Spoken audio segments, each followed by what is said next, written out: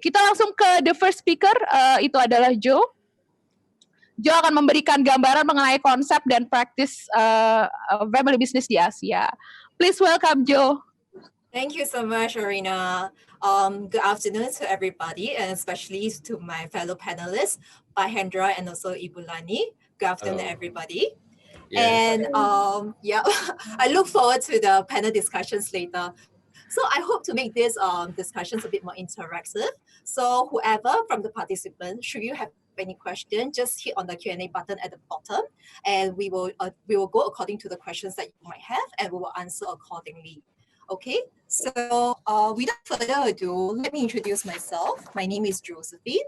I'm actually the Associate Director from Management Consulting Services in BDO Singapore. Over the years, I have actually advised companies from family business, private to public companies, to conglomerate and also statutory bodies in different countries, in different industries as well. Okay, so without further ado, I will go straight to the agenda for today. Next slide, please. Okay, so we will bring you through some of the concepts about family business. I think slightly before this webinar, I think some of you actually have questions about, is family business actually is a good thing or is a weakness, and whether or not how resilient is family business. So I will cover that sort of the questions in section number 2. So we'll look into what are some of the key success factors, and also what are some of the challenges embedded in family businesses. And last but not least, we will look into complexities in family business, and then it will go on to Bahendra and also Ibu Lani to discuss about more in terms of the complexity itself. Right? Okay, move on to the third slide. Okay, so a lot of the people will ask me, so Joe, in your area of work, what in your definitions or how do you see family business is very different from any corporations? I think for the fact that family business is run by family, you will see that a significant number of the top management positions is filled with family members. And not only that, when we talk about family business, you will see that approximately 50% and above in terms of the shareholdings or the voting shares belongs to the family as a unit. So effectively, they will control and they will manage the business for in that aspect. So when you look into the decision-making process also, highly likely is very much influenced by the family and also family relationship. Okay, next please. So why is family business so special? I think family business is so special because of these two components. And because of these two components, they have a very distinct characteristic to itself. When we talk about family, it's very emotionally driven, and it's often the case is led by the heart. And because family members tends to be more nurturing and they are more supportive in that sense, so a lot of the times that you will see that we have this emotional attachment towards taking care of the family members because we do not want them to suffer. So there will be a lot of nurturing and supporting role that we are playing in this manner. And often the case is because we are talking about family, you will see that we are built upon long-standing of traditions and also culture and also value system, especially the value system coming from our parents, our grandparents, so to speak. But interestingly, when you talk about family business, they are not just governed by family. They also have another component, which is the business side of things. Business, on the other hand, it's very hard facts. They are dealing with facts and figures. They are dealing with dollar and cents. Often the case is you will see that business, we talk about performance, we talk about risk, we talk about how do we want to thrive in terms of in a highly competitive world. And a lot of the decisions that we make is not about taking care of our family members. It's about financial decisions that we are making here every day. Yeah. So that's a very distinct difference between these two components. And when these two components actually cross, it tends to have creates that sort of the complexity, the tension, but to a certain extent, because these two have very distinct characteristics, it do sort of, to a certain extent, create a kind of synergies that we can see in family business. Okay, next on. Often the case when we got activated to look into family business engagement or family business advisory, the first question that we often ask our client is that, what in your definitions is a family is a family business? I think we are going to run a small exercise over here. We are going to activate the poll. The question is, I'm going to ask you, what in your definition is a family business? Is a business for the family, or is family in business? So you can take the next 2 to 3 seconds to have a think, and then we can review the answer. Oke, dipersilakan Bapak dan Ibu sekalian untuk bisa isi pollingnya. Normally di layar Anda semua langsung ada 2 option dan bisa mulai di vote dari sekarang.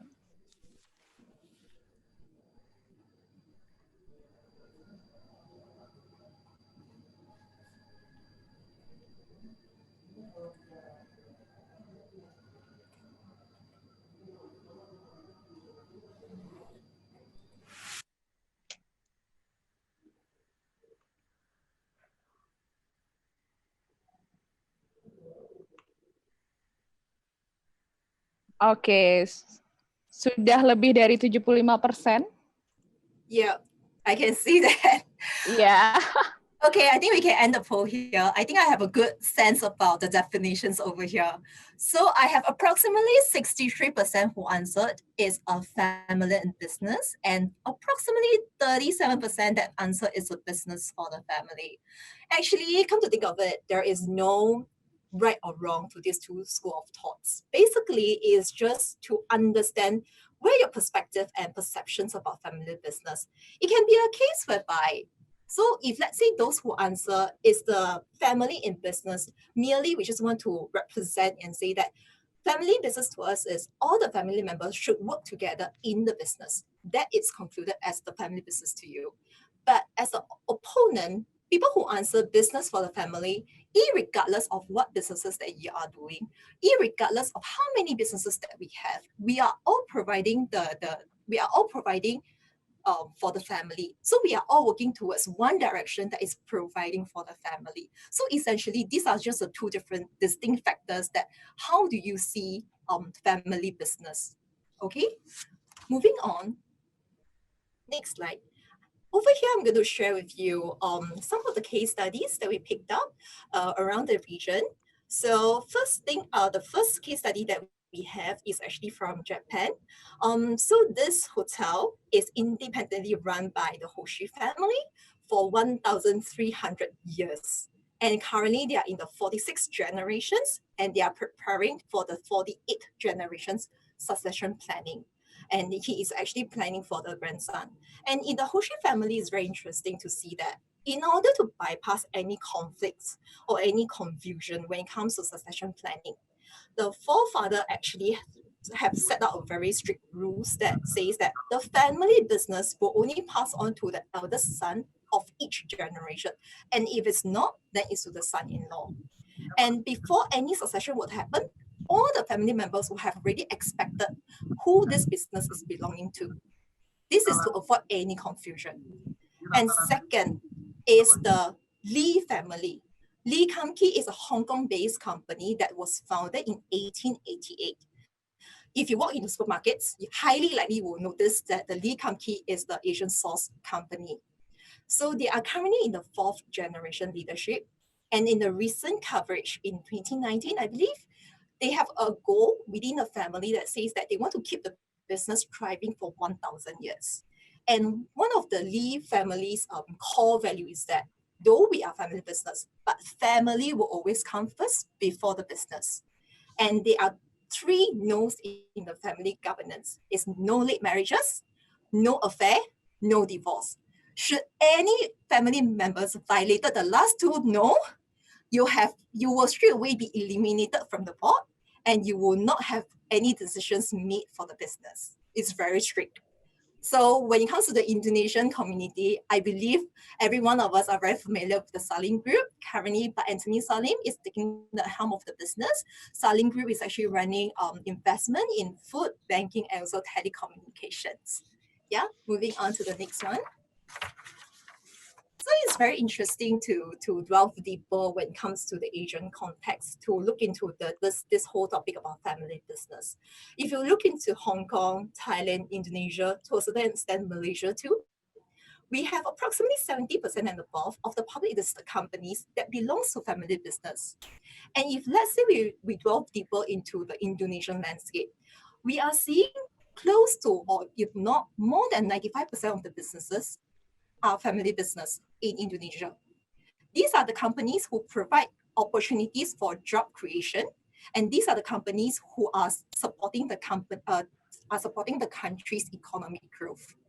And for this purpose, irregardless of the size, they are all belonging to the family business. And in the topic of family business, we always have this saying, wealth doesn't surpass 3 generations. Let's see how true it is based on the statistic. So in Indonesia, we are seeing approximately 30% of the companies that survive through to the second generations. But the number start to drop in terms of percentages, that only 13% will last to the third generations, and it's only 3% that can survive third and the fourth generation and beyond. Yeah. So next one. Then let's go and examine what are some of the key success factors that is residing in a family business.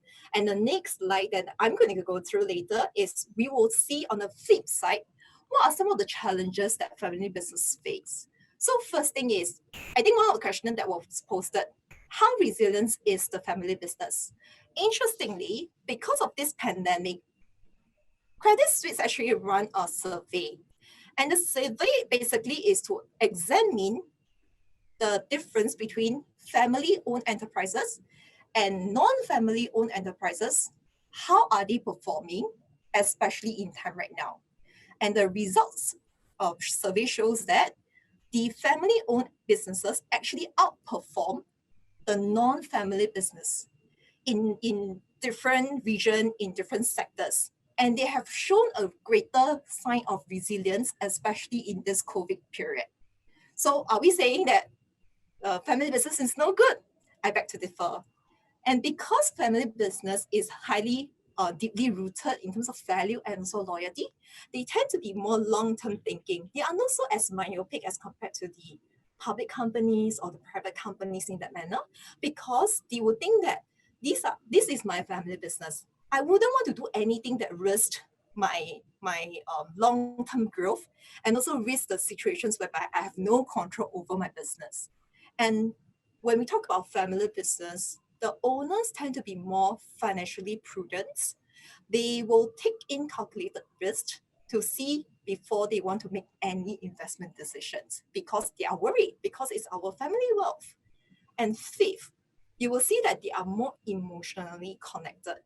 In the video later, it can represent to you this emotional connections, because the president of Toyota Corporations, he apologized before the US Congress over the safety issues of their car. So can we run the video, please? A rare sight at the Congress. The head of an overseas corporation being grilled by another country's legislators over his firm's mistakes. Akio Toyoda came to the House Oversight Committee to say he's sorry for the deaths and injuries caused by Toyota's vehicles and to pledge change. As you well know, I am the grandson of the founder, and all the Toyota vehicles bear my name. For me, when the cars are damaged, it is as though I am as well.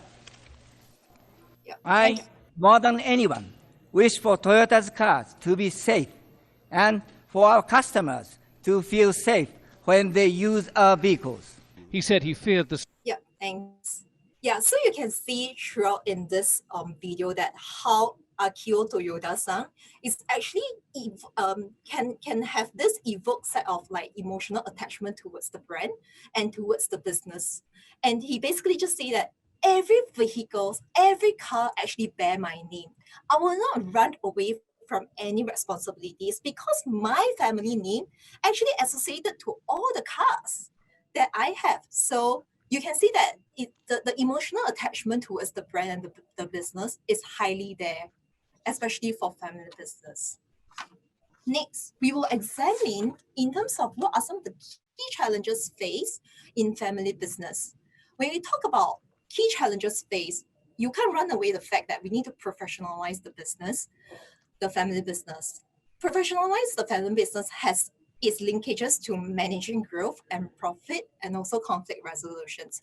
Over here, we are not just talking about professionalize the business. We also need to talk about professionalizing our family members. How do we want to professionalize our family members?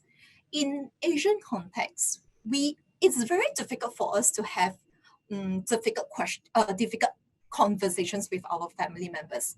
Often the case, if let's say we are unhappy, we are upset, disappointment, we will just internalize the unhappiness that we have. We will not talk about it. So we don't know how to have this conversation. And when we have conflicts, we internalize the conflicts too, because we have no platforms to discuss about these issues, and we have no platforms to look into conflict resolutions. And not only that, when we talk about professionalize the business, we need the old way of doing things was good. It suits the time back then. But nowadays, we are competing in international playing field. We need to transform our business. We need to look into the new strategies to bring the business to the next growth. So managing growth and profit is something that is an inherent risk in any family businesses.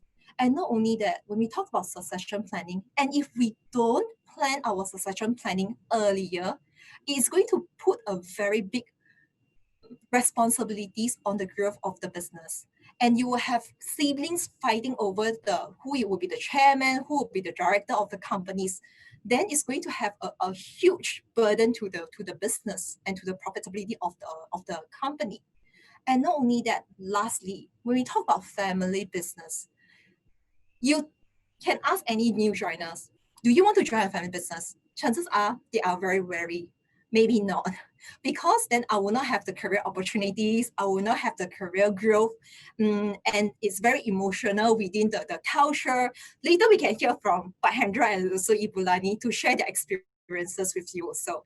So when it comes to key challenges that often the case we hear from our client is that talent acquisition and retention, it is very difficult to manage because of the mere fact that most of the top position is filled by the family members. Right? Okay, next on. We will look into what we call that as the complexity in family business. What you need to take away today is these 3 circles, because by you understanding these 3 circles, then you will understand what is the role that you are playing and how do you want to resolve it.